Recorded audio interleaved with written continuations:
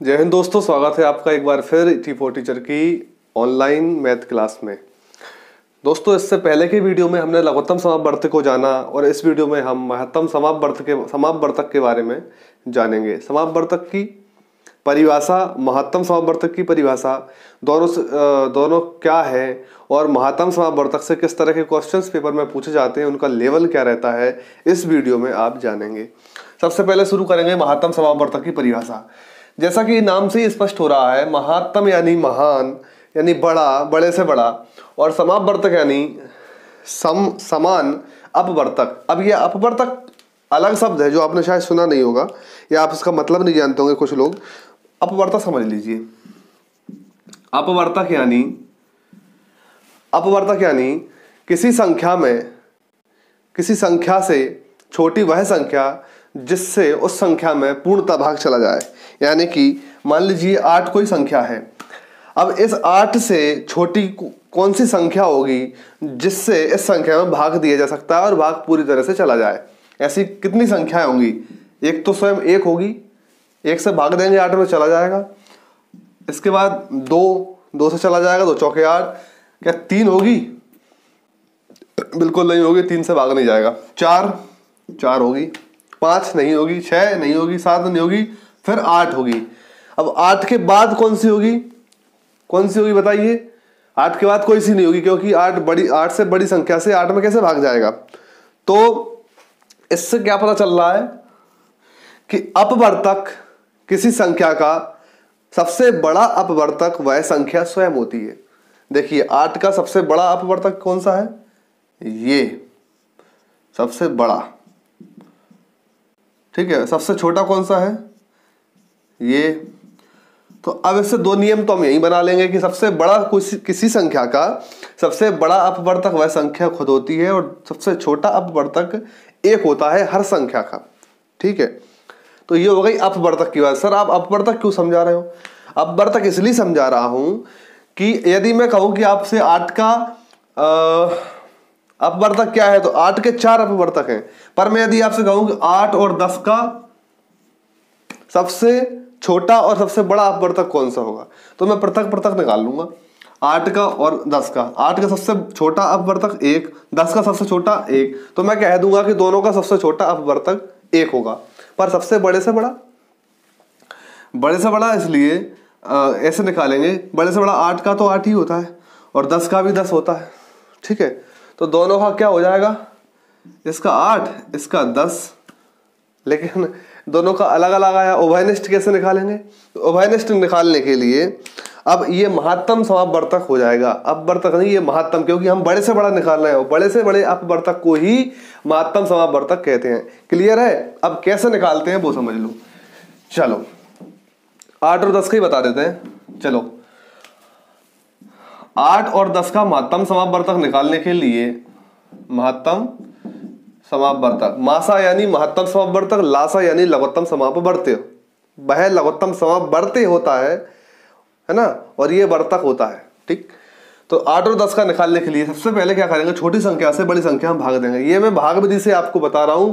होने को तो गुणनखंड विधि से भी होता है, मैं आपको वो भी बता सकता हूं, पर आप किसी से भी विधि से समझ लीजिए, आपको कुल मिला के आंसर लाना है। तो 8 का मैं भाग दूंगा 10 में।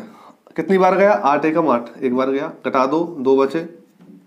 अब मैं इस 2 का भाग 8 में दूंगा, ठीक है। 2 चौके 8। जब तक नीचे कुछ नहीं बचेगा तब तक मैं भाग देता रहूंगा। कुछ बचा? अब कुछ नहीं बचा सर। तो किससे भाग दिया था लास्ट टाइम मैंने? उससे पहले 8 के बाद 2 के बाद तो मैंने किसी से भाग दिया नहीं। तो जो सबसे आखिरी में जिस संख्या से भाग देते हैं वही इन दोनों का, इसका और इसका अपवर्तक यानी महत्तम समापवर्तक कहलाएगी। तो महत्तम समापवर्तक इस तरह से निकालते हैं। समझ में आ गया होगा? जल्दी बता दिया हो तो वीडियो को 10 सेकंड पीछे करके दोबारा से देख लो, है ना। तो क्या आ गया? 2 ऐसी संख्या है सबसे बड़ी से बड़ी जिससे इन दोनों में भाग चला जाएगा। इसके बाद अगर आप देख लो 3 या 4 से चला जाए, 4 से इससे चला जाएगा पर इसमें नहीं जाएगा, 4 से, 3 से किसी में नहीं जाएगा, 5 से इसमें नहीं जाएगा, इसमें चला जाएगा, 6 से इसमें नहीं, दोनों में नहीं जाएगा, 7 से किसी में नहीं जाएगा, 8 से 8 में चला जाएगा पर 10 में नहीं जाएगा, 9 से किसी में नहीं जा रहा, 10 से 10 में जा रहा, 8 से तो जाएगा ही नहीं क्योंकि 8 से बड़ी संख्या हो गई। तो 2 से दोनों में चला जाएगा, तो महत्तम समावर्तक निकल के आता है इसका, इन दोनों का उभयनिष्ठ महत्तम समावर्तक 2। चलो अब एक सूत्र लिखो, महत्तम समावर्तक के जो सवाल आएंगे आपको, वो सूत्र आपकी बहुत ज्यादा मदद करेंगे सवाल को हल करने में। सूत्र क्या है? दो संख्याओं का सूत्र, किन्हीं भी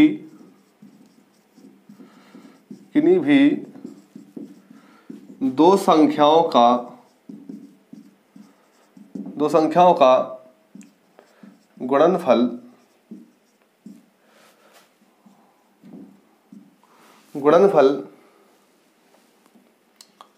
दोनों संख्याओं के, किसी भी दो संख्याओं का गुणनफल उन दोनों संख्याओं के मासा यानी महत्तम समापवर्तक एवं लासा यानी के लघुत्तम समापवर्तक, लासा एवं मासा के गुणनफल के बराबर होता है। यानी कि अगर मैं कहूं कि आपसे x और y दो संख्या है, तो x और y का गुणनफल x और y का लासा, x y का लासा एवं x y का मासा के बराबर होता है। देखो कैसे होता है। मान लो 8 और 10 दो संख्याएं हैं। मैं 8 10 से आपको इसलिए समझा रहा हूं क्योंकि अब आपको उसी से जल्दी समझ में आएगा। 8 और 10 जो संख्या है, तो 8 और 10 का गुणनफल कितना हो गया? 80। गुणनफल जानते हैं, गुणनफल यानी कि 8 और 10 का गुणा। मैं बिल्कुल एक एक स्टेप से बता रहा हूँ, बिल्कुल एक एक स्टेप से। x और y का लासा यानी 8 और 10 का लासा। 8 और 10 का लासा कैसे निकालते हैं? पिछली वीडियो में मैंने आपको सिखाया था लासा निकालना। ज़्यादा दूर हो रहा है, देखो यहाँ समझ लो। 8 और 10 का लासा, 2 चौके 8, 2 पंजे 10, ठीक है। 2 दूनी 4, 5 की 5, 2 एकम 2, 5 की 5 और 5 एकम 5, 2 दूनी 4, दूनी 8, 5 40। गुणा कर देंगे, 40 आ गया। क्या आ गया? 40, ठीक है। तो लासा तो 40 आ गया। गुणित मासा कितना आया था दोनों का? 2 आया था, अभी अपन ने किया था। तो 8 और 10 का गुणनफल, 8 और 10 के लासा और मासा के गुणनफल के, यानी गुणनफल यानी जो बीच में गुणा का चिन्ह लगा है, गुणनफल के बराबर होता है साहब। सिद्ध करके देखो होता है कि नहीं होता है, पता चल जाएगा। 10 8 है 80 बराबर 40 दूनी 80। बिल्कुल सही बात है, बिल्कुल हो रहा है बराबर। तो अब इससे हमें मदद कैसे मिलेगी पेपर में, क्वेश्चंस को सॉल्व करने में? क्वेश्चन नहीं ऐसे मिल जाएगी। अब इस पर क्वेश्चन किस तरह से बने हैं वो समझ लीजिए। क्वेश्चन हमको कुछ इस तरह से देगा कि यहाँ पर देखिए, आप सूत्र में 3 वैल्यू दे रखी हैं। एक हमें एक्स वाई का गुणनफल दे रखा है, दूसरा हमें एक्स वाई का लासा और तीसरा एक्स वाई का मासा यानी महत्तम समावर्तक। हमें क्वेश्चंस में कोई 2 वैल्यू मिलेंगी, चाहे वो 2 ये हो सकती हैं, चाहे ये 2, चाहे ये और ये। यदि हमें 2 वैल्यू देगा तो तीसरी वैल्यू हमें ज्ञात करने के लिए कहा जाएगा। तो देख लीजिए क्वेश्चन किस तरह से बनते हैं। क्वेश्चन रहेगा कि किन्हीं 2 संख्याओं का गुणनफल 96 है। गुणनफल हो गया 96, ठीक है। एवं उन संख्याओं का लासा 24 है, तो संख्याओं का महत्तम समावर्तक क्या होगा? महत्तम समावर्तक हो गया x। 24 को हम यहां ले आते हैं बटे में, बराबर में बचेगा x, यानी कि x बराबर 24 से कम 24, 24 चौका 96, x बराबर 4। दोस्तों x की वैल्यू हमारे पास आ गई है 4। x हमने क्या माना था? एक्स वाई का मासा कितना होगा? हमने माना था कि x होगा, ठीक है। ये x और y 2 संख्या है, इनका मासा हमने x या मान लीजिए यहाँ पे k मान लिया, ठीक है। तो k बराबर क्या आ गया हमारे पास? 4, यानी कि एक्स वाई का मासा 4 आ गया। तो इस तरह से क्वेश्चन आते हैं। हो सकता है आपको लासा और मासा दे दे, है ना, वो कह दे कि किन्हीं 2 संख्याओं का लासा 24 है, लासा 24 है और मासा 4 है, तो संख्याओं का गुणनफल ज्ञात कीजिए। गुणनफल मान लीजिए हमने k, तो k बराबर 24 गुणे 4, 4 24 चौका 96, तो ये हमारे पास आंसर आ गया। तो इस तरह से क्वेश्चन पूछे जाएंगे। आई होप आपको ये वीडियो बहुत अच्छे से समझ में आया होगा। फिर भी यदि आपके कोई डाउट्स होते हैं तो आप कमेंट सेक्शन में पूछ सकते हैं। साथ ही साथ वीडियो अच्छा लगा हो तो लाइक कर दीजिए और चैनल को सब्सक्राइब नहीं किया है आपने अभी तक या चैनल पर नए हैं तो सब्सक्राइब कर लीजिए। और एक और बात, चैनल को सब्सक्राइब कर लिया है तो बेल आइकन को जरूर प्रेस कर दीजिए और नोटिफिकेशंस को ऑल कर लीजिए ताकि आने वाले वीडियोस का नोटिफिकेशन आपको मिलता रहे। जय हिंद, जय भारत।